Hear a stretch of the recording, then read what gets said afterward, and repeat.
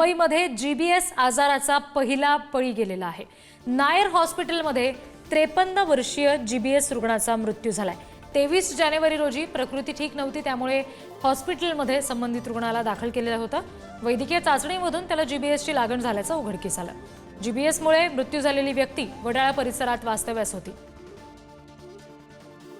आणखी तपशील घेऊया प्रतिनिधी निखिल चव्हाण यांच्याकडून। निखिल, संबंधित रुग्ण हा वडाळा परिसरातला होता, तिथे आता कुठल्या उपाययोजना केल्या जाणार आहेत का काळजीच्या दृष्टीने, आणि सध्या आरोग्य यंत्रणेचं याबाबत नेमकं काय म्हणणं आहे? रिद्धी, मुंबईमध्ये पहिला जो जीबीएसचा रुग्ण आहे तो आढळलेला होता। 53 वर्षीय जीबीएसच्या रुग्णावरती नायर हॉस्पिटलमध्ये उपचार देखील सुरू होते। 23 जानेवारीला त्यांची प्रकृती ठीक नसल्यामुळे त्यांना हॉस्पिटलमध्ये ऍडमिट करण्यात आलेलं होतं आणि त्यानंतरच वैद्यकीय चाचण्यांमधून त्यांना जीबीएसची लागण झाल्याचं देखील पुढे आलं। त्यांच्यावरती उपचार सुरू असताना मात्र त्यांचा आता मृत्यू झालेला आहे।